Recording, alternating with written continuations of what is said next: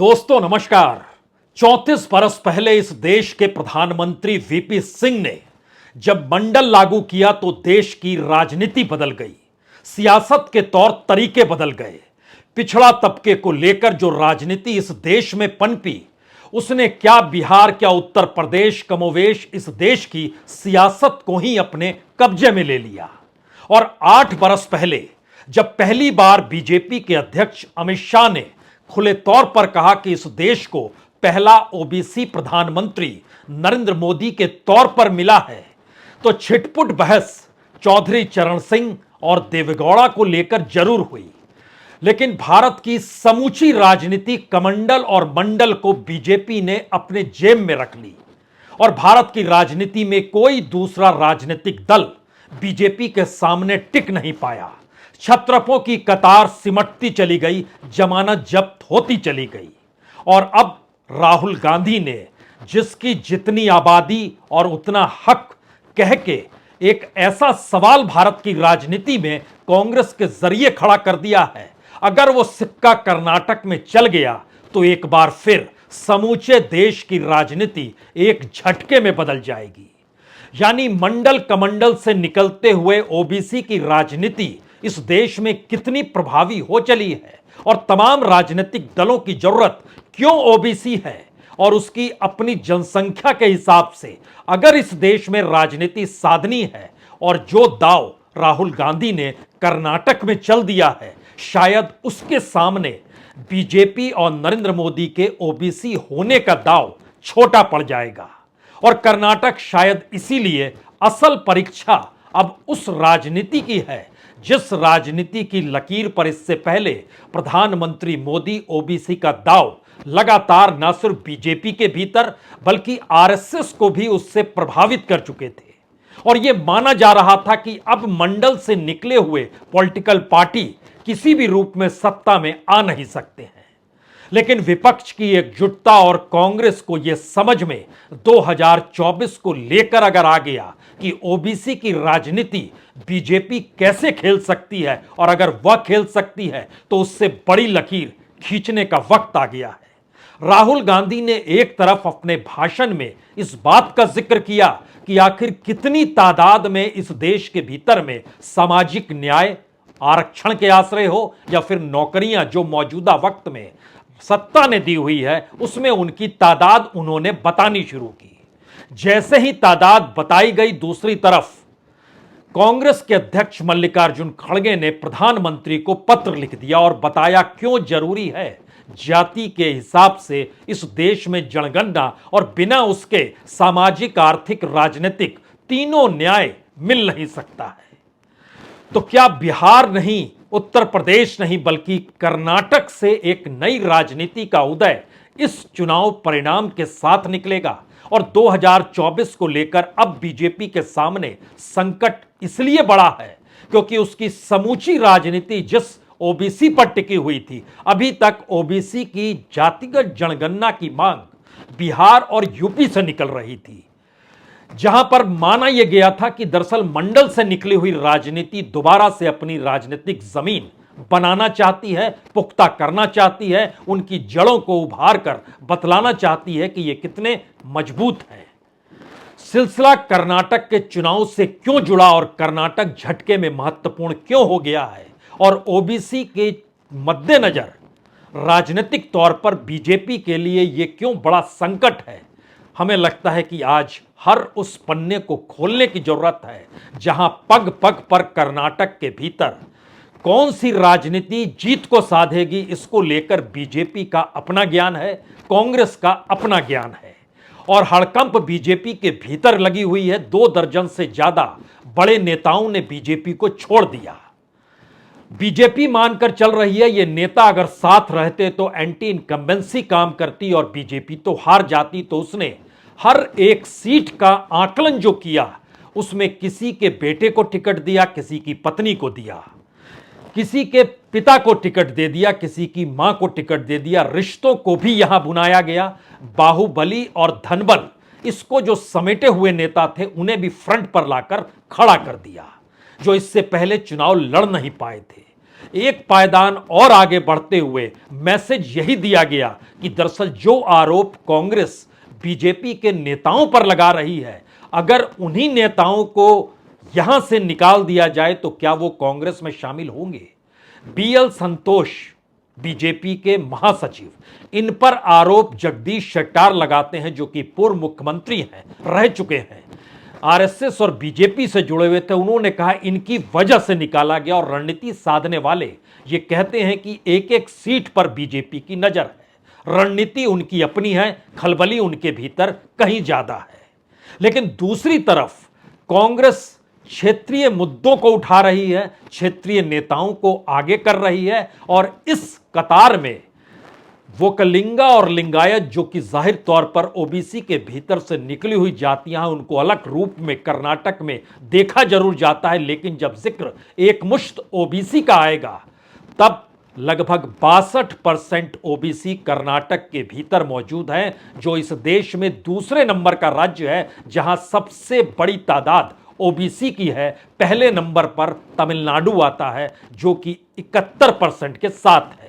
दरअसल यह आकलन भारत के भीतर कोई जनगणना से नहीं निकला है। एक एनालिसिस निकल कर आया कि इस देश में जितने बच्चे भी स्कूल में दाखिला लेते हैं तो उसमें उनकी जातियों का दर्ज होना होता है। तो जो इनरोलमेंट हुआ और माना जाता है कि 100% बच्चे, सरकार खुद कहती है कि वह प्राइमरी स्कूल में तो जाते ही हैं, चाहे 5वीं और 8वीं के बाद उनकी तादाद घटकर 50% क्यों ना हो जाए। तो इस हिसाब से चीजों को एनालिसिस कर जब निकाला हमारी टीम ने, तो जानकारी दी कि कर्नाटक के भीतर ओबीसी कार्ड अगर चल गया तो बीजेपी कहीं नहीं टिकेगी। बीजेपी ने खास तौर पर क्षेत्रीय आधार को ही अपनी राजनीतिक बिसात पर बिछाया है। लिंगायत और वोकलिंगा को अलग रखा है, ओबीसी को अलग रखा है, और ध्यान देके तो टिकटों का वितरण भी इसी आधार पर किया गया। मसलन वोकलिंगा और लिंगायत मिला के तकरीबन 100 उम्मीदवारों को मैदान में उतारा, दूसरी तरफ ओबीसी के करीब 35-36 उम्मीदवारों को मैदान में उतारा। लेकिन राहुल गांधी ने एक बड़ी लकीर ओबीसी को लेकर यह कहकर खींच दी कि आपको सामाजिक, आर्थिक, राजनीतिक लाभ तभी मिलेगा जब जनसंख्या के हिसाब से आपको हक मिलने लगे। यानी ओबीसी अपने भीतर में जातियों के अनुसार ना खुद को बांटे और ओबीसी एक समुदाय विशेष के तौर पर भारत की राजनीति में क्या देखा जाए, अगर इस परिस्थिति को देश के दूसरे हिस्सों में देखें तो हो सकता है ओबीसी के दायरे में यादव भी आते हैं। बिहार और उत्तर प्रदेश की राजनीति एक झटके में वहां भी बदलती हुई दिखाई देगी। जो छोटे छोटे राजनीतिक दल जो ओबीसी से निकले हुए हैं, क्या वो कांग्रेस के साथ आकर आने वाले वक्त में खड़े हो जाएंगे? हालांकि यह दूर की गोटी है, लेकिन फिर भी अगर कर्नाटक के संदर्भ में परखें तो लिंगायत 17% है, वोकलिंगा लगभग 12 से 15% है और बाकी ओबीसी लगभग 33% है। सबको मिलाइएगा तो यह लगभग 62% का जिस आंकड़े का हम आपसे जिक्र कर रहे हैं। लेकिन कांग्रेस ने दरअसल बिसात और बड़ी की है जब मल्लिकार्जुन खड़गे ने प्रधानमंत्री को यह कहकर पत्र लिखा कि हमने 2011-12 में तकरीबन 25 करोड़ परिवारों को कवर करते हुए सामाजिक, आर्थिक और जाति जनगणना कराई थी, आपने उसे जारी नहीं किया। उसके बाद वह उस मर्म पर उंगली रखते हैं जो कि इस देश की ओबीसी राजनीति बार बार ओबीसी नेताओं के जरिए इस देश की सियासत को अपने अनुकूल करना चाहती है, और खुद प्रधानमंत्री भी खुद को ओबीसी बताकर या बीजेपी के नेता प्रधानमंत्री को ओबीसी बताकर ओबीसी के वोट में सेंध लगाते हुए मंडल कमंडल और सोशल इंजीनियरिंग सब कुछ साथ लेकर चलते हैं। तो क्या राहुल गांधी के इस दाव के बाद मुश्किल होगी? क्योंकि मल्लिकार्जुन खड़गे ने प्रधानमंत्री को लिखे पत्र में यह भी लिखा कि मुझे आशंका है कि नवीनतम जाति जनगणना के अभाव में सामाजिक न्याय और सशक्तिकरण कार्यक्रम विशेष रूप से ओबीसी के उत्थान के लिए बेहद आवश्यक है, और डेटाबेस अगर अधूरा रहेगा तो ऐसे में यह मुश्किल होगी और यह जिम्मेदारी केंद्र सरकार की है। और अभी आपने 2021 की जनगणना भी नहीं कराई या जारी नहीं की है, तो उसमें जातिगत जनगणना होनी चाहिए। राजनीतिक तौर पर यह एक दांव कहा जा सकता है। सामाजिक और सियासी तौर पर आने वाले वक्त में इसको किसको कितना लाभ मिलेगा यह सोचा जा सकता है, लेकिन एक क्षण के लिए हमें लगता है कि कांग्रेस के उस पुरानी परिस्थिति को यहां याद जरूर करना चाहिए जो हर कोई याद करना चाह रहा होगा। क्या कांग्रेस ने ऐसा पहले कहा था? जी नहीं। जब वो सत्ता में थी तो 2010 में उस वक्त गृह मंत्री हुआ करते थे पी चिदम्बरम, और उन्होंने पार्लियामेंट के भीतर 2011 की जनगणना से पहले 2010 में यह कहा था कि दरअसल ये इसके डेंजरस कॉन्सिक्वेंसेस हो जाएंगे, और उन्होंने कहा बड़ा मुश्किल होता है इस तरीके से कर पाना, और इसमें खास तौर से सरनेम, गोत्र, समुदाय सबको कैसे जोड़ा जाएगा, यह एक मुश्किल बदलाव की परिस्थिति में है। क्योंकि उन्होंने एक रेफरेंस दिया था 2001 में, जो एससी एसटी का जो नोटिफाइड जो हैं उसमें 18,478 थे, जो 2011 में घटकर 1,885 तक आए। वो बताते हैं कि यह मुश्किल होगी, लेकिन अब अगर कांग्रेस उस स्टैंड को नए तरीके से इस देश की राजनीति को साधने के लिए रख चुकी है, तो जरा यह समझने की कोशिश कीजिए कि भारत के भीतर में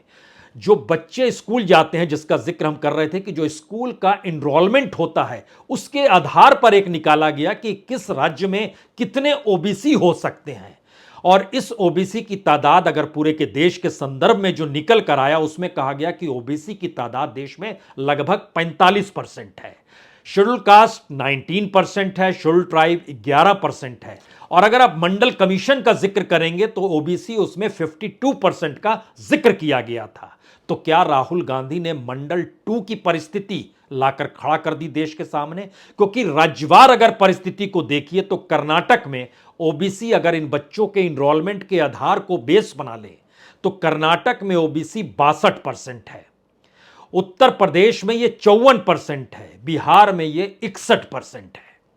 यानी इन 3 राज्यों के मद्देनजर जिस जगह पर राजनीति को बदलना है, और कर्नाटक उसका एसिड टेस्ट है, लिटमस टेस्ट है सही मायने में कहें तो। और जब आप दूसरे राज्यों में आते हैं जहां पर चुनाव होने हैं, उसमें छत्तीसगढ़ है, मध्य प्रदेश है, राजस्थान है, तेलंगाना है, अगर इन 4 राज्यों को भी परखना शुरू करें, छत्तीसगढ़ में ओबीसी 45% है, राजस्थान में 48% है, मध्य प्रदेश में 43% है, तेलंगाना में ये 48% है,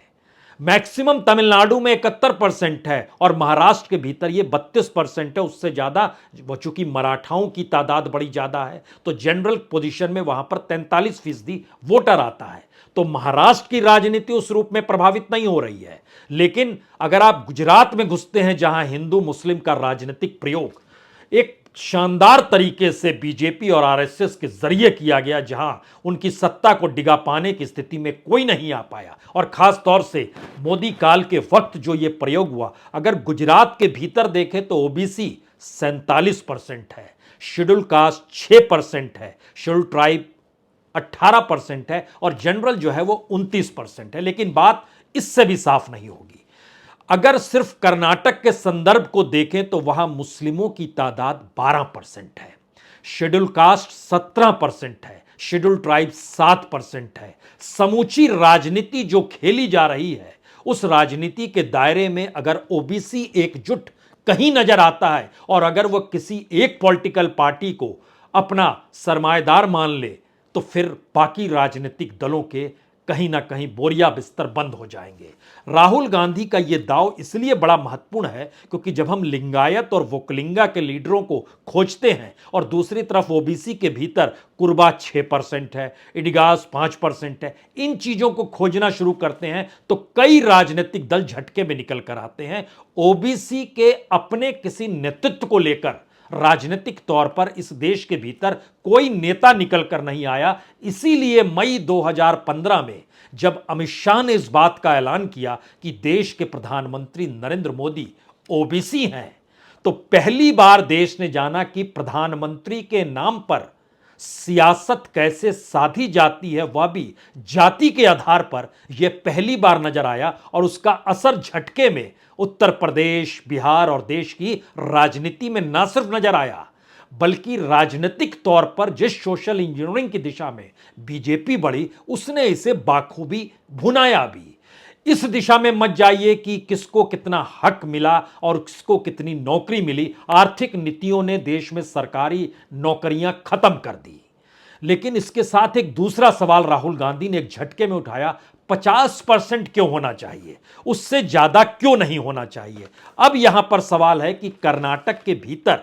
अगर जो आरक्षण की परिस्थितियां मौजूदा वक्त में है वो 56% पर है और मुस्लिमों को कोई आरक्षण नहीं है, जो 4% दिया था वो छीना जा चुका है। वहां पर 25 अप्रैल को सुप्रीम कोर्ट में सुनवाई होनी है। लेकिन एक क्षण के लिए जरा परखिए कि आरक्षण में 50% जो सुप्रीम कोर्ट ने अपने तौर पर एक बैरिकेड लगाया हुआ है कि आप इससे ज्यादा आरक्षण नहीं दे सकते हैं, कई राज्यों ने दिया है। लेकिन सवाल है कि सुप्रीम कोर्ट, संविधान की व्याख्या और राजनीतिक तौर पर इस देश के भीतर सियासी हथियार जो है, अगर वह ओबीसी के जरिए ही चल रहा है तो फिर मानकर चलिए कि भारत की राजनीति बदलने की दिशा में जा चुकी है।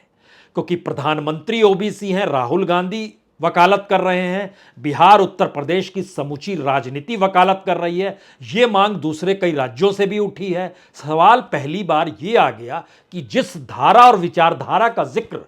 राजनीतिक तौर पर इस देश को साथ लेकर चलने का था, वह एक झटके में राजनीति के ही सोशल इंजीनियरिंग की दिशा में आकर खड़ा हो गया। कर्नाटक में इससे पहले 50% आरक्षण था, जब तक 4% मुस्लिमों को आरक्षण दिया गया था। उसकी कैटेगरी बहुत साफ है, शेड्यूल कास्ट को 15%, शेड्यूल ट्राइब को 3%, जो बैकवर्ड क्लास पिछड़ा वर्ग था कैटेगरी 1 में उसको 4% दिया गया था, ओबीसी के मातहत जो था उसको 15% दिया गया था, जो मुस्लिम थे उनको 4% दिया गया था, वोकलिंगा को 4% था, लिंगायत को 5% था। जब इसको बदला गया तो शेड्यूल कास्ट 15 से 17% आ गया, शेड्यूल ट्राइब 3% से 7% आ गया और उसके बाद वोकलिंगा 4 से 6% हो गया, लिंगायत 5 से 7% हो गया, मुस्लिम का परसेंटेज गायब हो गया और ओबीसी की कैटेगरी 15 के 15% रही। यानी इस दृष्टि से अगर देखिए कि जो ओबीसी है और वोकलिंगा और लिंगायत दोनों को अगर आप मिला देते तो दोनों मिलकर 28% हो जाता है। और कितने परसेंट है ओबीसी कर्नाटक में? 62%। तो भारत की राजनीति के भीतर जो उसकी मुश्किलात है या जो आसानी है सत्ता पाने के लिए, उसमें पहली बार राहुल का यह दांव मंडल 2 नहीं बल्कि भारत की उस समूची राजनीतिक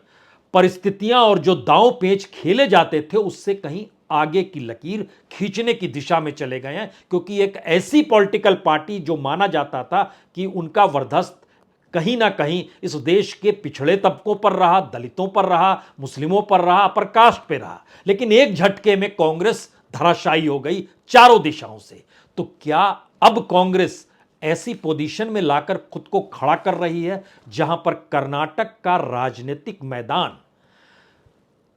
कांग्रेस बना रही है और उस मैदान पर बाकी पॉलिटिकल पार्टीज को खेलना है? क्या ऐसी स्थिति बन रही है? अब इसके भीतर जब आप आइएगा तो अब आप सोचिए कि जो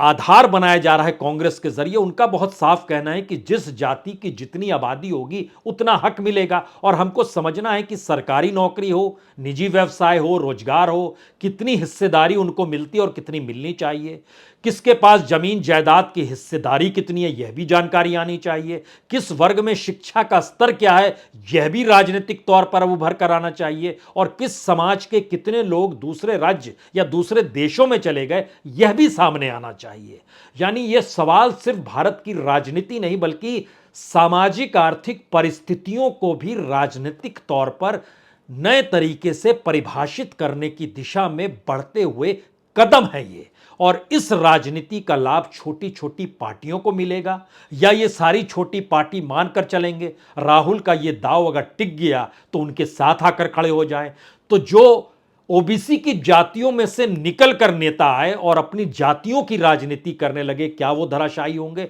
वो वोंगा लिंगा भी वो कलिंगा हो सकते हैं, वो लिंगायत हो सकते हैं, वो यादव भी हो सकते हैं, वो अलग अलग जातियों से जुड़े भी हो सकते हैं जो अपनी अपनी जातियों को लेकर उस परिप्रेक्ष्य में निकलते हैं, या उस जाति प्लस ओबीसी इसकी मान्यता उनको मिल जाएगी, यह भी एक सवाल है। यानी वीपी के मंडल के आगे की परिस्थिति मोदी के खुद के ओबीसी बताने से आगे की परिस्थिति इस दौर में आकर खिंच गई है। अब यहां पर सबसे बड़ा सवाल जो निकल कर आ रहा है, क्या कर्नाटक पहली बार एक ऐसी राजनीति को परखने जा रहा है जिस राजनीति में सामाजिक और आर्थिक परिस्थितियां जो समाज की थी वह नए तरीके से गोथी जाए और उसमें से जो परिणाम निकल कर आए उसका प्रभाव समूचे देश पर आकर टिक जाए। क्योंकि पहली बार नेशनल पॉलिटिकल पार्टी के तौर पर बीजेपी खामोश है, खुलकर नहीं बोल रही है, कांग्रेस मुखर हो गई है, खुलकर बोल रही है, जो क्षेत्रीय पार्टी और छत्रप है वो इसके पक्ष में है कि जातीय जनगणना होनी चाहिए। लेकिन सामाजिक और आर्थिक तौर पर जो जिक्र राहुल गांधी अब कर्नाटक के भीतर कर रहे हैं और वहां के मुद्दों को उठा रहे हैं, चाहे वह अमूल के काउंटर में खड़ी हुई परिस्थितियों को चुनने का ही क्यों ना हो और वहां जाकर वहां के जो दूध हैं उसको भी पीने की परिस्थिति में क्यों ना आ जाएं और वहां का मट्ठा क्यों ना खाएं, सवाल पहली बार 3 सबसे बड़े हैं। पहला सवाल, क्या भारत की राजनीति के केंद्र में ओबीसी आकर खड़ा हो चुका है? और दूसरा सवाल, ओबीसी की जो सामाजिक आर्थिक राजनीतिक परिस्थितियां हैं वह इस देश की राजनीति को बदलने की ताकत रखती है? और तीसरा सवाल, जो तमाम नेता इस दौर में नजर आते हैं अगर वह ओबीसी के नहीं हैं तो एक झटके में उनकी हैसियत और उनकी राजनीति उन दलों के साथ खड़े होने की हो जाएगी जिनका वर्चस्व ओबीसी पर होगा। और यह पूरी राजनीति का नायाब प्रयोग कर्नाटक में सामने आने वाला है और कर्नाटक में अगर यह सफल हो गया तो इस देश की राजनीति 2024 में बिल्कुल नई दिशा से देखेगी। आप और हम दोनों इससे इनकार कर नहीं सकते हैं। बहुत बहुत शुक्रिया, बहुत बहुत शुक्रिया।